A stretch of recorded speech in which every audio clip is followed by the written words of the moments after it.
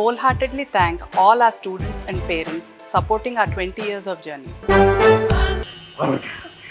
మీ వదిన చెప్పిన నిజం ఎవరితో చెప్పి చేశావు ఈ పని? నేను తొచ్చానుకున్నావా?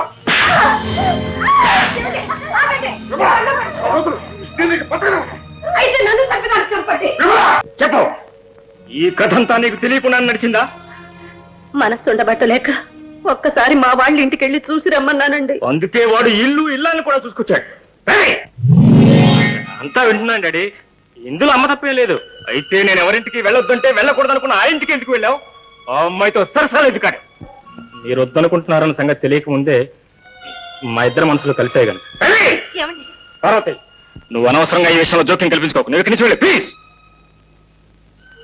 రవి, వయసుతో పాటు మనసుకు స్వేచ్ఛ వస్తుందని, అది దాని ఇష్టం వచ్చినట్టు ప్రవర్తించడానికి ప్రయత్నిస్తుందని నాకు తెలుసు. కానీ బిడ్డ చుట్టూ కన్నవారి మమకారం కవచంలా కాచి ఉంటుందని, దాన్ని కాదని కన్ను మూసుకుని ప్రవర్తిస్తే బట్టలు విప్పి బజారు పడ్డ పిచ్చివారితో సమానం అవుతుందన్న జ్ఞానం కూడా ఉండాలి. అంత అజ్ఞానంగా నేను ఎప్పుడూ ప్రవర్తించలేటాడు. కాకపోతే నాకు అర్థం కానిదల్లా ఒకటి, పెంచుకోవాలనుకున్న తెగిపోయిన రక్త సంబంధాలను తెగిపోయినట్టు నీళ్లు ఎలా ఉండగలిగారు? అసలు ఎందుకు ఉండాల్సి వచ్చింది? అతికించడానికి వీలు లేని చితికిన మనసుల వల్ల. అదే, ఎందుకు చితికాయి? ఎందుకు ఇన్నాళ్ళు మా అమ్మ పుట్టింటి ప్రేమకు నోచుకోలేక చిత్రహింసను అనిపిస్తోంది? మీ హింసతో పాటు మా ప్రేమకు ఎందుకు చితిపేట దోచుకున్నారు? రవి, ప్రేమంటే ఏమిటో తెలిసిన వాడెవడు మరొకరు ప్రేమకు చితిపెట్టాడు బాబు. కాకపోతే కన్న బిడ్డ కళ్ళదిటే చితిలో దూకుతూ ఉంటే తండ్రిగా సహించలేకపోయాను బాబు. మన రెండు కుటుంబాల మధ్య ఉన్న ఈ అఘాతం కూడదు. నీ ప్రేమ ఫలించదు బాబు, ఫలించదు. ఎందుకండి అది? ఎందుకని? మీ మామయ్యకు మనసన్నది లేనందుకు మాకు జరిగిన పరాభవం మేము మరిచిపోలేను. ఏమిటి డాడీ ఆ పరాభవం? అమ్మనడిగినా చెప్పలేదు, కనీసం మీరని చెప్పి నా మనసులో ఉన్న అలజడి తగ్గించండి. డాడీ ప్లీజ్, అసలు ఏం జరిగిందో చెప్పండి. చెబుతాను బాబు. మీ మామయ్య నేను దూర బంధువులు. నేను LLB పాసే ఖాళీగా ఉన్న రోజులవి. మీ మామయ్య కోరిక ప్రకారం నేను మీ అమ్మకు ట్యూషన్ చెబుతుండేవాడిని. ఆ రోజుల్లోనే మా మనసులు కలిశాయి.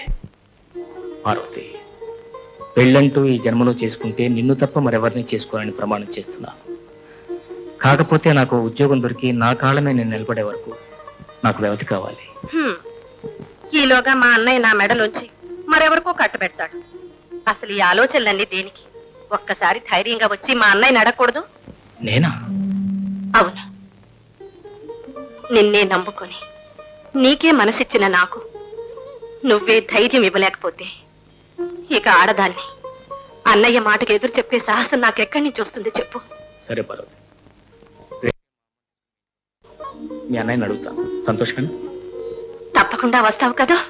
వద్దన్న రాకుండా ఉండటానికి రావాలని ఎంత దూరం వచ్చావు? తప్పకుండా వస్తాను. ఎవరా నీకు ఇక్కడ బావా? ఉద్యోగం సద్యోగం లేకుండా పూట గతి లేక బికారిలాగా తిరుగుతున్న నిన్ను చూసి జాలిపడి నా చెల్లెలకి ప్రైవేట్ చెప్పించి 4 రాళ్ళిచ్చి నిన్ను ఆదుకున్న పాపానికి నా చెల్లెల్ని నీ ఇంటి దాన్ని చేయమని అడగడానికి నీకు ఎన్ని గుండెలు? ప్రేమించుకున్నాం కాబట్టి పెళ్లి చేయమని అడుగుతున్నాను. దానికి ప్రత్యేకించి గుండెలు ఎక్కర్లేదు రాఘవయ్య. ఇంకొకసారి ఆ మాట నావంటే 4 చీరేస్తాను. మెడపట్టి బయటకు గంటించుకోకుండా మర్యాదగా ఇక్కడి నుంచి బయటకు వెళ్ళాలి. వెళ్తాను రాఘవయ్య గారు, కానీ మీ తొందరపాటుకు మీరే పశ్చాత్తాపడి ఈ పొరపాటుకు మీరే ప్రతిపించే రోజు ఉంటుందని మాత్రం గుర్తుంచుకో. అమ్మా రా.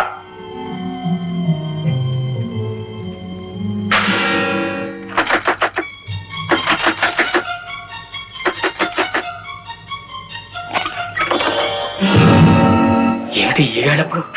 నీకు అన్నయ్య అదృష్టం ఉందో లేదో తెలుసుకుంటానని. అది తేల్చవలసింది ఆస్తి అంతస్తు అంటూ చివరికి మన బంధుత్వాన్ని కూడా మర్చిపోయి మమ్మల్ని అవమానించిన మీ అన్నయ్య. మా అన్నయ్యకి కావలసింది ఆస్తి అంతస్తే కాని నేను నా సుఖం కాదు. అందుకని తనను కాదనుకొని నేను కావాలనుకున్న నీ దగ్గరకు వచ్చాను. చెప్పు బాబా, నీకు కూడా నేను అక్కర్లేదనుకుంటే నాకు నేనే లేకుండా పోతాను. అవేం మాటలమ్మా? అవునత్తయ్య, నేనెంత కాదన్నా మా అన్నయ్య రేపే మరొకళ్ళతో నిశ్చితార్థం పెట్టబోతున్నాడు. పెంచిన వాళ్ళకి ఎలాగో అక్కర్లేకుండా పోయాడు, ప్రేమించిన వాళ్ళకు కూడా అక్కర్లేకుండా పోతాయి. అక్కర్లేకుండా ఎలా పోతావమ్మా? నువ్వు ప్రేమించినంతగా వాడు నిన్ను ప్రేమించలేదనుకుంటున్నావా? కాకపోతే వాడి కారణంగా మీ అన్నా చెల్లెళ్ళ మధ్య కలతలు కన్నీళ్లు ఉండకూడదని, మీ కుటుంబం అల్లరి పాలు కాకూడదని వాడి ఆలోచన. అయినా పెళ్ళిళ్ళు దేవుడే చేస్తాడన్నట్టు ఇంతవరకు జరిగాక ఇంకా ఈ పెళ్లి ఎవరు ఆపేస్తారు? అమ్మా, అవును బాబు, పెద్దవాళ్ల ఇష్ట ప్రకారం పెళ్లి జరగలేదన్న బాధ కంటే ప్రేమించిన ఒక ఆడదాన్ని ప్రాణాన్ని కాపాడి కష్టమో సుఖమో ఆమెతోని నీ జీవితాన్ని ముడిపెట్టుకో. ఆ పైన భగవంతుడున్నాడు. మాంగళ్యం తంతునానేన మమ జీవన హేతునా కంఠే పద్మామి సుభగే త్వంజేవ శరదాం శతౌ సర్వమంగళ మాంగళ్యే శివే సర్వార్థ సాధకే శరణ్యే త్రిదంబికే దేవే నారాయణి నమోస్తుతే. చెల్లమ్మ గుడికి వెళ్ళింది. వచ్చాక కార్యక్రమం ప్రారంభిద్దాం. అంత బాగా ఆగడం ఎందుకండి? ఈలోగా బోర్డు తతంగా ఉంది. ఇప్పుడు మొదలు పెడితే ఆవిడ వచ్చేసరికి అసలు విషయానికి రావచ్చు. అలాగే కన్నా. ఏమిటి పార్వతి, పెళ్ళయ్యే వరకు ధైర్యంగా ఉండి ఆ తర్వాత నీరు గడిపోయే వాళ్ళు ఏమంటారు తెలుసా? లో పెరిగి వాళ్ళు అంటారు. పెరిగితనం కాదండి, తల్లిదండ్రులు లేకపోయినా కనీసం ఉన్న ఒక్క అన్నయ్య వదిలిన దీవెళ్ళు కూడా నోచుకోలేకపోయాను. అదంతా నీ అమాయకత్వం పార్వతి. ఆ దేవుని ఆశీర్వాదంతో పాటు స్వర్గంలో ఉన్న మీ అమ్మా నాన్నగారుల ఆశీర్వాదం కూడా మనకు లభించాయి. ఇక మీ అన్నగారు అంటావా? మన ఇద్దరం కలిసి తిన్నగా మీ ఇంటికి వెళ్తే సరి. వద్దండి, ముందు నన్ను ఒక్కదాన్నే వెళ్ళనివ్వండి.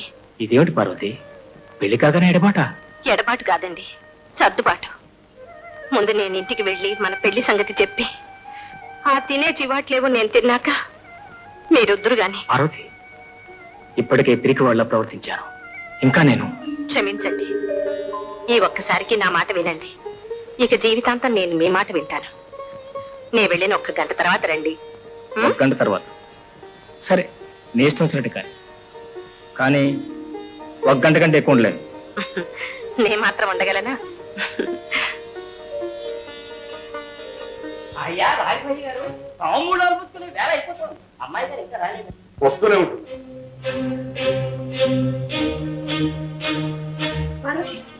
వచ్చావా? నువ్వేమైపోయావనని హడాల్సి వస్తున్నాను. నువ్వు రావడానికి 1 అరగంట ఆలస్యం అయితే నేను ఊరిపోసుకోవాల్సి వచ్చేది. అచ్చా వదిన, ఏదైతే గానీ అందరూ ఎదురు చూస్తున్నారు. రామ్మ లోపలికి. వదిన, నా మాట విను. నువ్వు చాలా అందంగా ఉన్నావు. ఏ ఉత్సవం అవసరం లేదు. రా లోపలికి. ఇంకేమిటి ఆలోచన? కూర్చోవమ్మా. రామ్మ త్వరగా తీసుకురావేమో ముద్ద. వస్తున్నా కదండి, మీరు వెళ్ళండి. త్వరగా రామ్మ. అన్నయ్య.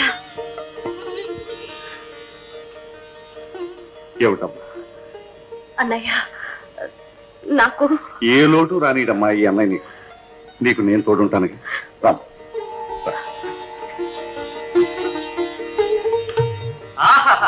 పేరంటాల పని కూడా అన్నగారే చేస్తున్నారంటే ఆ రక్తం పంచుకు పుట్టిన తెలియదండి అదృష్టం. అవునండి, చిన్నప్పటి నుంచి అల్లారు ముద్దుగా పెంచుతూ తప్పటడుగుల దగ్గర నుంచి ఇప్పటి వరకు నడిపించుకొచ్చిన అన్నయ్యనండి. మరో ఏ చేతికి అప్పగించి ఆ 7 అడుగులు నడిపించే వరకు నా బాధ్యత తీరదు, నాకు ఆ తృప్తి ఉండదు. కానీ ఇంకా కానిచ్చేదే ఉందండి. తాంబూలాలు ఇచ్చి పుచ్చుకోండి. అమ్మా, ఇది ఈ చీర కట్టుకురామ్మా. విమల, అమ్మాయిని లోపల తీసుకెళ్ళా.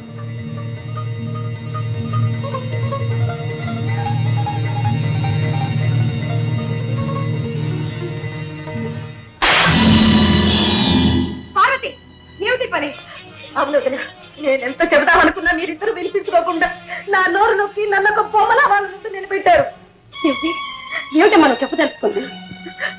వదిన, ఇంతకు ముందే నాకు సుదర్శనానికి గుళ్ళో పెళ్ళయింది. ఏమిటి? నిజం వదిన, నీ మీద అన్నయ్య మీద ఒట్టేసి చెప్తున్నా. ఈ ప్రధానం జరగడానికి వీలేదని అన్నయ్యతో చెప్పొదినా. ఏమిటమ్మా? ఏమిటి ఆలోచన? ఏమిటమ్మా? ఏమిటి? ఎందుకు తెలుసునా? ఏమండి, ఇలా రండి.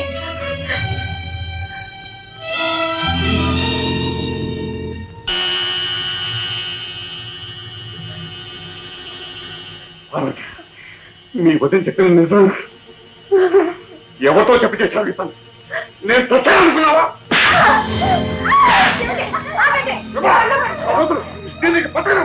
అయితే నన్ను చక్కడానికి చెప్పండి.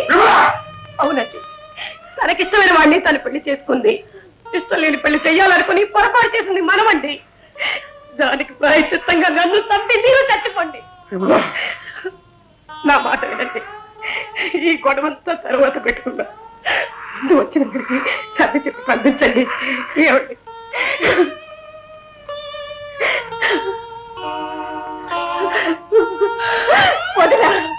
వదినే. ఇంకా దేనికిరా సిగ్గు లేకుండా కూర్చోడం లేవండి. ఇంకా నయం ఆ మహాతల్లి నిజం చెప్పింది కాబట్టి సరిపోయింది, లేకపోతే పెళ్ళైంది అనేసి పెళ్లి చేసేవాళ్ళు. పేరు గొప్ప ఊరు తిప్ప అన్నట్లు గౌరవమైన కుటుంబం కదా అని వచ్చినందుకు మంచి గౌరవమే జరిగింది. ఇలాంటి వాళ్ళని కోర్టుకి ఇచ్చి పరువు నష్టం తాగని సిగ్గురాదు.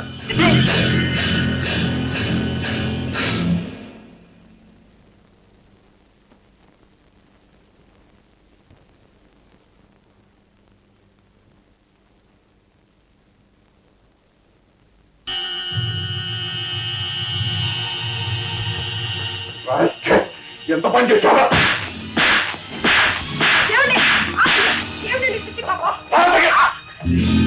నమ్మకతో నిన్ను కాదన్నానని నా కన్ను కప్పి నా చెల్లెల మెల్ల ఉరితాడా పోతాడా నిన్ను?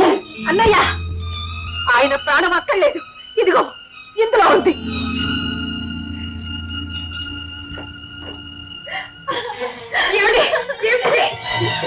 మా కుటుంబానికి జరిగిన అవమానం సార్. తక్షణం మీరు ఎదుర్కొంచి బయటపడి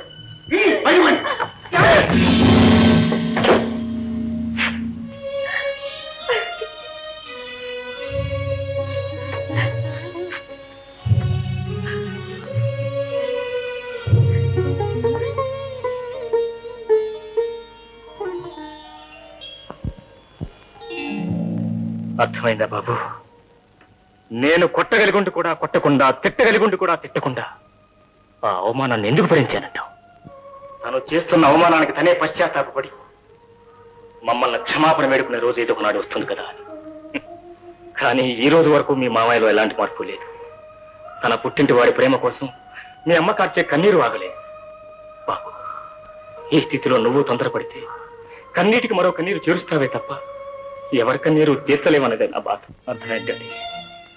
చేతనైతే అమ్మ కన్నీరు తోడటానికి ప్రయత్నిస్తాను, లేదా నన్ను నేనే మర్చిపోతాను. అంతేకాని మరొక కన్నీటి కథకు మాత్రం కారణం కాపాడని మాటిస్తున్నాను. తెలుగు వన్